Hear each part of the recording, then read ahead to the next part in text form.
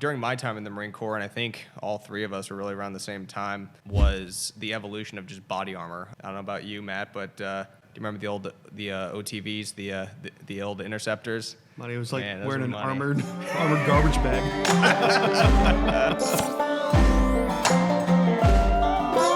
Hey, what's going on, ladies and gentlemen, and welcome back to Kontek Industries podcast channel. This is Complacency Kills.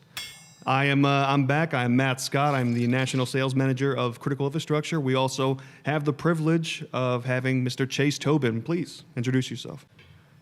All right, we're going to be kind of sharing a mic here. Mike is sharing its mic, right? That's right. So, again, my name is Chase Tobin, the National Sales Manager of Law Enforcement, Security, and Force Protection here at Kontek.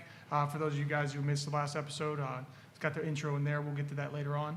And this is Mike.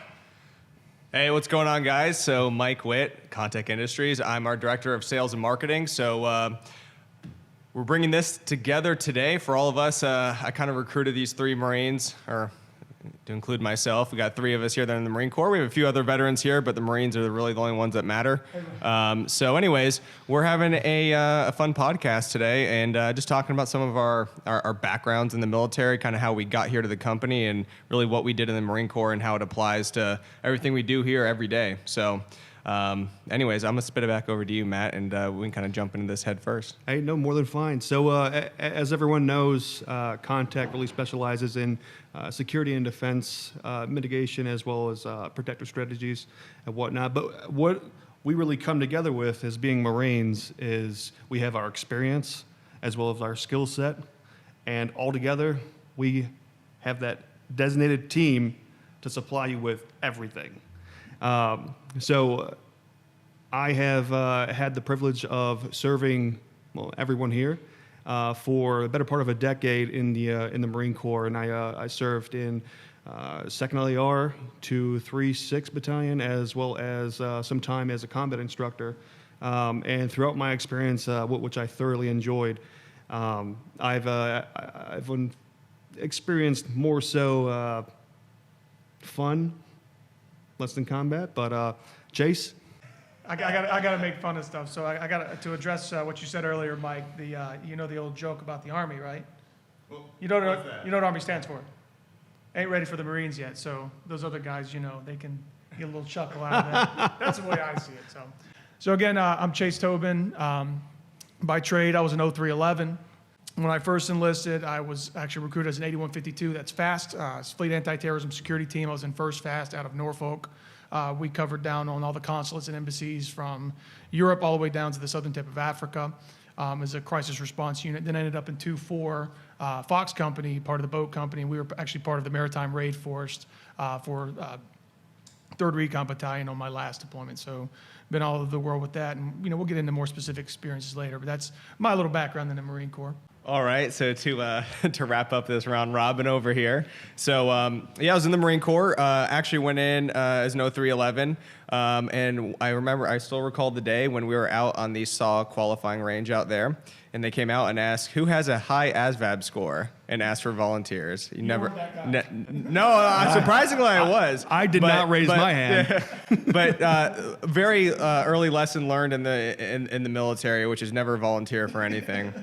True. So anyways, I raised my hand, and they had some people drop out of the other course of the anti-tank missileman course, which we didn't know at the time. They drove us in a van and said, you are now an 0352. So then I went through the School of Infantry, finishing up as an 0352, went over to 2nd LAR, didn't touch a tow missile for about 2.5 years because I got slammed as being a scout. So I went and was a scout for an LAV-25. And then on my second deployment, I actually got to be around tow equipment, which was nice. But anyway, so that was my experience. So did time in 2nd LAR with Battalion Landing Team 16, and then went over a second time to Afghanistan and went there with Alpha Company, a 2nd LAR. And both were really great and interesting experiences. We learned a lot, and a lot of what we learned there, in addition to obviously the standard training and everything that we get, you learn most obviously doing on-the-job training. So we definitely learned the most overseas, and a lot of that stuff we're able to take back and actually pass along at least our learning experiences into what we do here at Kontek, and ultimately, to our end users, right? So it's been a great experience, and I'm really, really excited and happy that we're able to form a team like this, because there's a lot of knowledge sitting in this room, as well as the additional military experience from others in our company that help make products better and more user-friendly for the guys that need them downrange. So that's pretty much my quick nutshell. So I'll take this over. I know you guys are probably fighting over Marines, it looks like. We're fighting over a mic over here. You don't want it, we don't mean to hold it. Just hang on to it.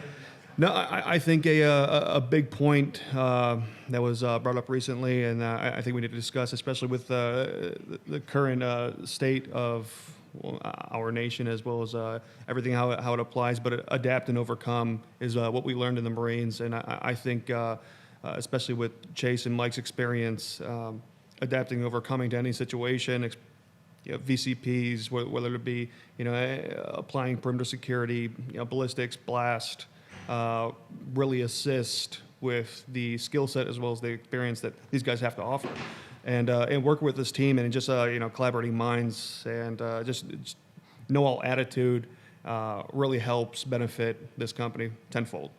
And it makes a lot of fun, too, because a lot of what we do is that force protection aspect, right? We're not only protecting the assets, we're protecting the personnel, too. So our combined experience lets us go on a site, really talk with whoever's there on the site, and get them thinking in terms of ways they may not have ever experienced. A lot of these guys may have prior military experience. Some of them may not.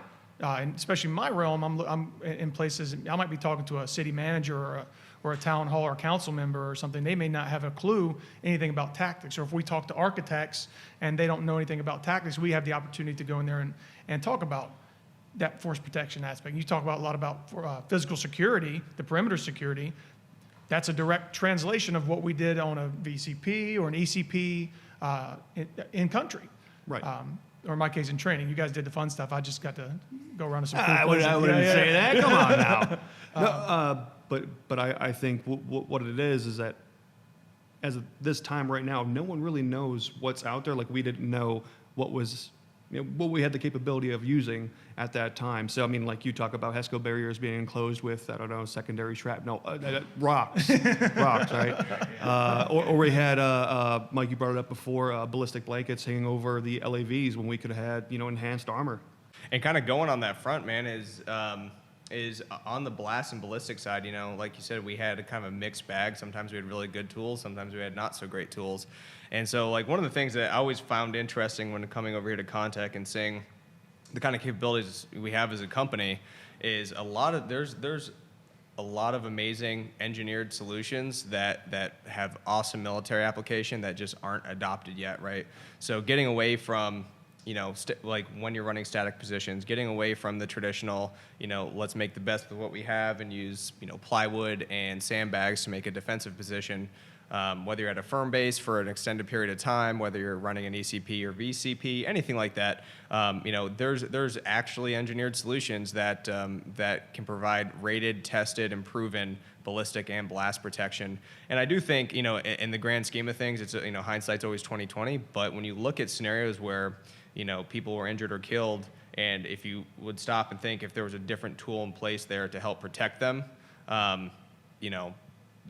the outcome could be different, right? And so, but that's how, development within the DoD space really happens. It's continual evolution of, as threats change, as missions change, the equipment changes, right? So we're always trying to stay caught up and if not a step ahead of that current environment. So there's a lot of cool stuff in our company, everything from fighting positions and weapons ports, and the list goes on, barrier systems that can be deployed and stuff like that downrange. And really what our mission here is to get that information and that knowledge in front of those individuals that make those kind of decisions. But I think something fun that would be fun to kind of hit on, because we also work with Armor Express on the body armor side, and something I always thought was awesome was during my time in the Marine Corps, and I think all three of us were really around the same time, was the evolution of just body armor alone in the Marine Corps. I don't know about you, Matt, but pretty sure you probably spent the good part of the first part of your career with the. Do you remember the OTVs, the old interceptors? Money was like wearing an armored garbage bag. No, that's you bring up a good point on that one. There was no necessary functionality on you or wearing that, and it's quite unfortunate. So they didn't really show us how to manipulate and use that. It was just here you go. And I know Chase had a better experience in his body armor being in fast because you had to manipulate, operate. He had all the high-speed gear. Yeah, exactly. It was very, it was high speed, very low drag, if you will. That's as the saying. It was more like low speed, very high drag. Right. We didn't have the OTVs. I think it was the MTV when we got it. That's the acronym.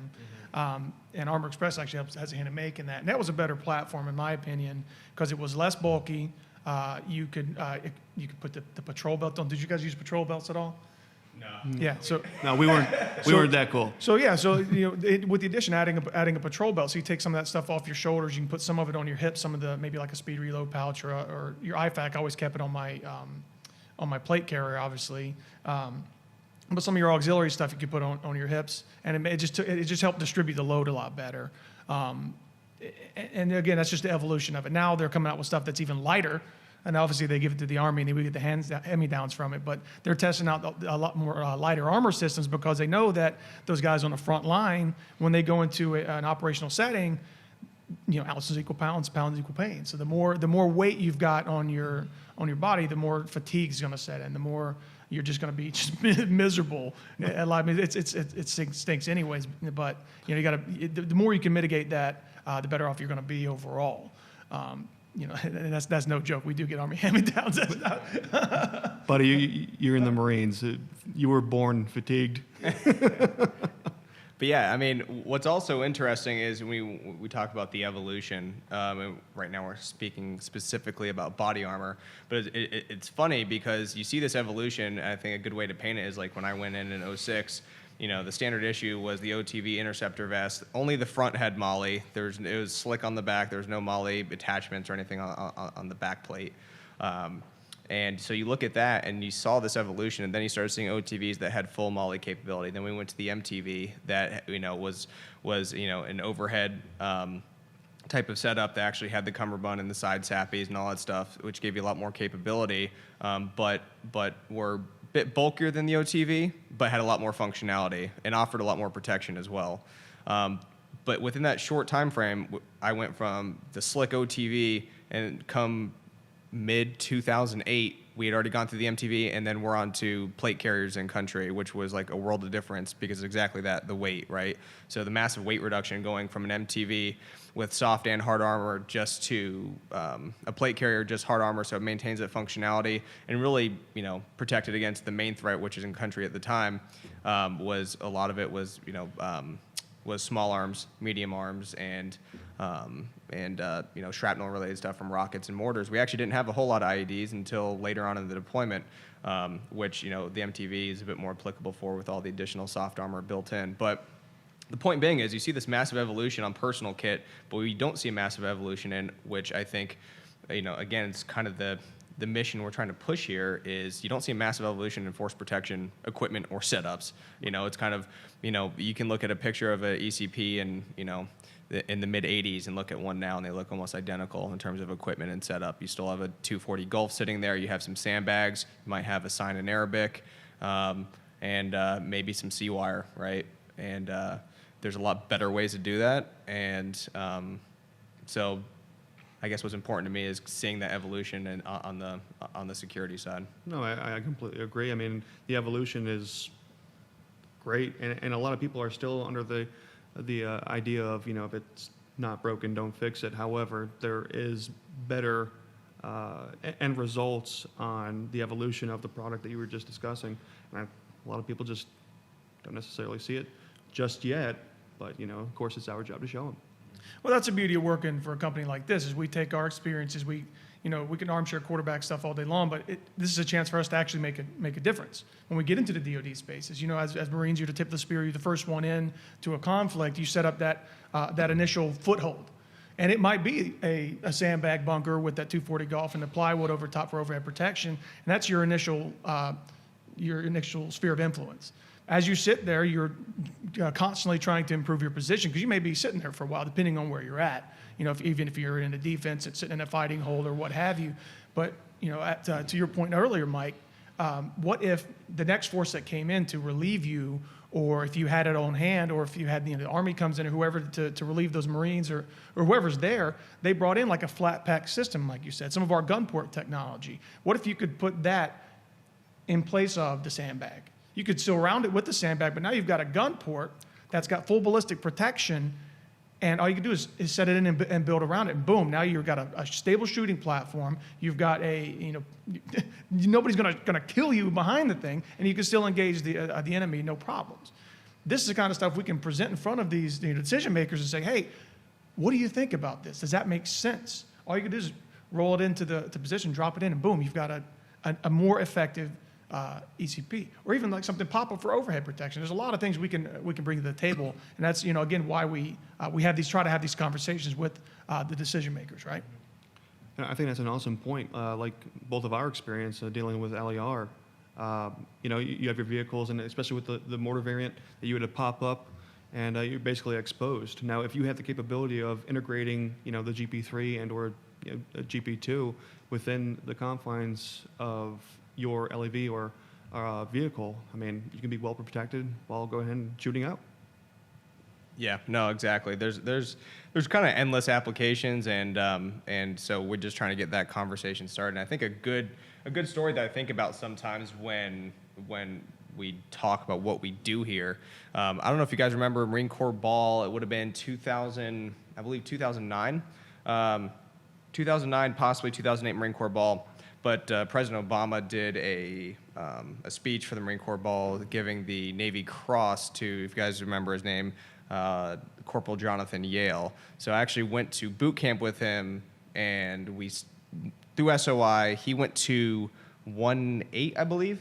But him and another Lance Corporal, they were killed at a VCP in Ramadi, and it was a large V-bit attack, right? But it was the traditional kind of setup where they were operating the VCP. They engaged, they killed the driver, but obviously the vehicle is too close for detonation and killed them both, right? And so it's moments like that where you sit and say, well, if we had the resources to provide a blast-rated booth, a blast-rated, position that can be easily deployed and put down range, stuff like that. That's like one of many examples that you see where, I think we can continue to enhance our capabilities on that force protection side. So, I think that right there is a pretty clear example in my mind of what we can do here at Kontek and what other companies do stuff like us too that offer a lot of great solutions. So, it's kind of keeping that mindset of the evolution of staying ahead of the threat. So, but yeah, I think that kind of wraps up that topic. I think we hit the nail on the head that I think we need to continue on the improvement on that front. And, what's also interesting is maybe Matt, you can share the story of how our paths had crossed and never even knew it until you strolled into the office here about 2 years ago and we interviewed you. But the funny story is behind all this is that I met or even found out about Matt because I was going to a CrossFit gym, was talking to a coach at the CrossFit gym about some openings we had at Kontek. He's like, oh, by the way, man, I got a Marine Corps buddy that's here in town. You might want to talk to him. So that's like the background, which, by the way, that CrossFit coach also knows the guy that's doing all this filming for us. Mr. Ryan Weber knows Mr. Alfred Wilson. Yeah, big stuff. Oh yeah, big shout out. That individual's name was Frank World. He's actually he has quite a few things named after him out in Buffalo, New York. I believe a park, as well as a street named World Way. So I grew up with Frank quite a while. I'm gonna say met him 2000 and grew up, went to high school with him. I didn't really have a direction growing up, and I went ahead and tagged along with Frank. He went ahead and went into the Marines, so I said, hey, well, let's do it. So I went into the pulley program with Frank and joined in. Graduated, we went our separate ways, and actually met him when we did the invasion, which I believe that we did the left seat, right seat with you. And I was able to see Frank 2 weeks before he passed over in Helmand Province, and he actually discussed with me, tell me about his baby girl getting born, his son growing up and whatnot. and all things that unfortunately I missed out on. But you know, I come to find out that Frank was blown up and unfortunately lost his life. KIA in a vehicle accident. ID blew up underneath and caught some shrapnel in the leg. But I actually I actually found that out after I was blown up and was sitting idle back in Germany. Crazy. Yeah, so kind of fast forward a little bit, and here I come walking in, and I say to Mike, yeah, you know, I was actually in LA too. You might know Frank World, and when I mentioned Frank World, Mike's mouth dropped open. He's like, really? I know him. Like, Yeah. oh yeah. Went to school with him. Went to the Marines. So, and here we are. Yeah, it's kind of crazy, Yeah. you know, and in addition to Frank, probably some of the amazing characters we had as leadership in the Marine Corps. You know, guys like Sergeant Campbell, guys like Staff Sergeant Roper. Anyways, you know, it's fun between us because, long story short, you know, the Marine Corps is a really large organization, and the fact that you can come back and run into someone, 5-10 years after you've been out of the Marine Corps and be like, oh, I worked with all the same people. We just never actually met each other. Anyways, I'm always kind of fascinated by that. No, it's very fascinating. I mean, like you said, large organization, small world. No, but everything we learned over there still is applicable as of today, and we keep the joke running. I mean, I think next time we do this shoot, or at least have the Marines together, we should probably have some sea rats. Well, I was literally going to ask the group before we sign off here. If you have to go 2 questions, if you have to pull a box off a pallet for MREs, you go case A or case B, and then on top of that, what's your favorite MRE meal? You know, I'm going to take one for the team. I'm going to go with the omelet. Oh no, you don't. You're Boys are lucky. All right, that's right there. That's love. So are you a case A or case B guy? I'm going to go with case B. You have 2 strikes against you, dude. So yeah, I'm definitely a case A'er, and definitely, which actually may not have even been in case A, but the beef enchilada, that was definitely the best. You literally take everything inside there, the hot sauce, the crackers, the refried beans, mix it all into that beefy sauce. Just mix that stuff up, and you go to town. But anyways, so that's definitely my pick. Definitely a case A, dude. I don't know what's wrong with Matt. I guess he got something rewired over there. But you got to go with Chili Mac. That was my jam. Like I don't care what everybody else grabbed. As like I was always good to my Marines, and always let them eat first and everything like that. But I was like, one of you guys better save me a Chili Mac. That's all I said. If you want to keep Sergeant Tobin happy, please keep me a Chili Mac. I'll be happy about that. You guys can go ahead and crack all the jokes you want, but manicotti was in case B, and that's all I wanted. And it had that sugar wafer, baby. Mwah. I was always a wheat snack bread hoarder, and that jalapeno cheese spread has got a very dear place in my heart. Yeah. You know what? Just for that, I'm gonna go ahead and take the charms. Dude, I was about to say, so like the charms phased out as like on my first deployment we came across charms. By second deployment, they were non-existent. They had taken those out of the MREs. And whether because the candy company that made charms went out of business, or really that whole myth really stuck. No, they weren't lucky, man. That whether the whole myth actually stuck and just forced them out of business, I don't know. But yeah, I feel like every Marine, at least going up through like 2008, definitely knew the whole myth of the charms and. Yeah. So stay away. if you don't know the myth of the charms, if you popped one in or at least got it in the MRE, you wanted to throw it away as quickly as possible, because if you did put one in your mouth, rain was coming. Yeah, you'll probably get shot at or blown up at some point in the next 24 hours. Or somebody was going to push you in a hole. Yeah. So, anyways, but yeah, I think we're running out of time here, but definitely just want to have a quick chat and kind of talk about our Marine Corps past and how it got us here and what it does for us as a company moving forward. But definitely appreciate all the time, gents. Yeah. So what I would like to say is that the green blood here runs deep. Like you said, one fight. So we are actually more so as a family than a team, but we operate all together as much as possible. And what I would like to say is, it's of course a pleasure to obviously work with you, but I can't stress enough the two words that we well know in the Marine Corps is Semper Fidelis, and that's always to stay faithful. You just had to go there. I just had to. Oh, that's just go give me a jalapeno cheese spread I because got, I'm I got, cheesy. I got, I got one I'm tear. cheesy. I got one tear of motivation Yeah. going down the cheek, I but feel like I can start singing the Marine Corps hymn right now. we'll do it. We'll do it off camera so we don't Yeah. cause a ruckus. So Well, hey, gents, like I said, this has been episode 4 of Complacency Kills podcast. You guys have been awesome. Like I said, tune in next week. And if you guys ever have any questions, you know where to find us. All right. Like I said, this is an awesome team to be a part of. It's awesome to work with you guys to keep people safe, because that's, again, what we're in the business of doing. We did it in the Marine Corps, and now we found a niche in the Civ Div, as it were, to continue that fight and to continue to keep people safe in their property and their assets too. So thanks, guys. Appreciate it.